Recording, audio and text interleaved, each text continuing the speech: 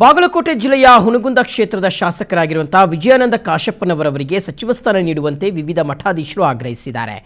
ಹುನಗುಂದ ಬಳಿಯ ಹಾವರಗಿಯಲ್ಲಿ ನಡೆದಂತಹ ದಿವಂಗತ ಮಾಜಿ ಸಚಿವ ಎಸ್ಆರ್ ಕಾಶಪ್ಪನವರವರ 26ನೇ ಪುಣ್ಯಸ್ಮರಣೆ ಕಾರ್ಯಕ್ರಮ ನಡೆಯಿತು. ಈ ಕಾರ್ಯಕ್ರಮದಲ್ಲಿ ಶ್ರೀಶೈಲ ಸ್ವಾಮೀಜಿಗಳು, ಕಾಶಿ ಜಗದ್ಗುರುಗಳು, ರಂಭಾಪುರಿ ಸ್ವಾಮೀಜಿ ಹಾಗೂ ಸಿದ್ಧಲಿಂಗ ಶಿವಾಚಾರ್ಯ ಶ್ರೀಗಳು ಭಾಗವಹಿಸಿದ್ದರು. ಈ ಸಂದರ್ಭದಲ್ಲಿ ಸಭೆಯನ್ನು ಉದ್ದೇಶಿಸಿ ಮಾತನಾಡಿದಂತಹ ಮಠಾಧೀಶರು ವಿಜಯಾನಂದ ಕಾಶಪ್ಪನವರವರಿಗೆ ಸಚಿವ ಸ್ಥಾನ ನೀಡುವ ಮೂಲಕ ಪಂಚಮಸಾಲಿ ವರ್ಗ ಹಾಗೂ ಬಾಗಲಕೋಟೆ ಜಿಲ್ಲೆಗೆ ಪ್ರಾತಿನಿಧ್ಯ ಕಲ್ಪಿಸುವಂತೆ ಆಗ್ರಹಿಸಿದರು.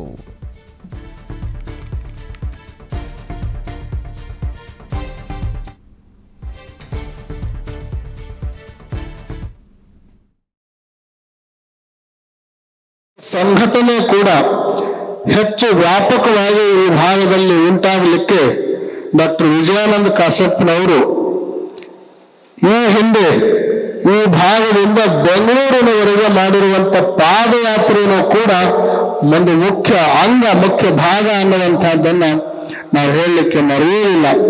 ಡಾಕ್ಟರ್ ವಿಜಯಾನಂದ ಕಾಶಪ್ಪನವರಿಗೆ ಬರುವ ದಿನಮಾನಗಳಲ್ಲಿ ಸಚಿವ ಸ್ಥಾನವನ್ನ ಸರ್ಕಾರ ಕಲ್ಪಿಸಿಕೊಡಬೇಕು ಅನ್ನುವಂತಹ ಮಾತನ್ನ ರಂಭಾಪುರಿ ಜಗದ್ಗುರುಗಳ ವಿಜಯಾನಂದ ಕಾಶಪ್ಪನವರು ಪಂಚಮಸಾಲಿ ಸಮಾಜಕ್ಕೆ ಅಷ್ಟೇ ಅಲ್ಲ, ವೀರಶೈವ ಲಿಂಗಾಯತ ಸಮಾಜಕ್ಕೆ ಅಷ್ಟೇ ಅಲ್ಲ, ಎಲ್ಲ ಸಮಾಜಗಳನ್ನ ಒಂದುಗೂಡಿಸಿಕೊಂಡು ಹೋಗ್ತಕ್ಕಂಥ ಶಕ್ತಿ ಯಾರಿಗೆ ಇದೆ ಅಂತಂದ್ರ ವಿಜಯಾನಂದ ಕಾಶಪ್ಪನವ್ರಿಗೆ ಇದೆ. ಅದಕ್ಕೆ ನಾವು ವಿಜಯಾನಂದ ಕಾಶಪ್ಪನವರನ್ನ ಮಂತ್ರಿಯನ್ನಾಗಿ ಮಾಡ್ರಿ ಅಂತ ತಿಳ್ಕೊಂಡು ಸರ್ಕಾರಕ್ಕೆ ಎಚ್ಚರಿಕೆಯನ್ನು ಕೊಡ್ತಾ ಇದ್ದೀವಿ. ಸರ್ಕಾರ ಅವರನ್ನು ಪರಿಗಣಿಸಿ ಅವರಿಗೆ ಸಚಿವ ಸ್ಥಾನವನ್ನು ಕೊಡ್ತಕ್ಕಂಥ ಕೆಲಸವನ್ನು ಸರ್ಕಾರ ಮಾಡಬೇಕು.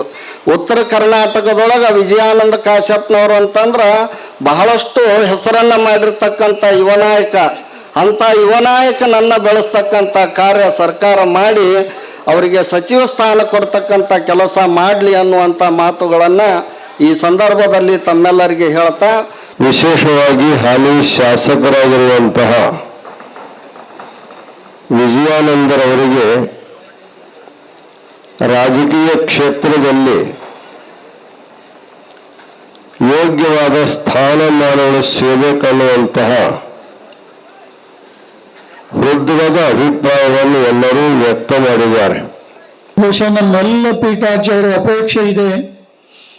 ಬಹುಶಃ ಇಂದಿನ ಮುಖ್ಯಮಂತ್ರಿಗಳಾದಂಥ ಸನ್ಮಾನ್ಯ ಡಿ.ಕೆ. ಶಿವಕುಮಾರ್ ಅವರು ಬಹುಶಃ ಅವರಿಗೂ ಕೂಡ ಡಾಕ್ಟರ್ ವಿಜಯಾನಂದ ಕಾಶಪ್ಪನವರ ಬಗ್ಗೆ ಒಲವು ಮತ್ತು ಅಭಿಮಾನ ಬಹಳಷ್ಟು ಇರುವುದನ್ನು ನಾವು ಅವರ ಜೊತೆಗೆ ಮಾತನಾಡುವಾಗ ನಾವೆಲ್ಲ ತಿಳ್ಕೊಂಡಿದ್ದೇವೆ.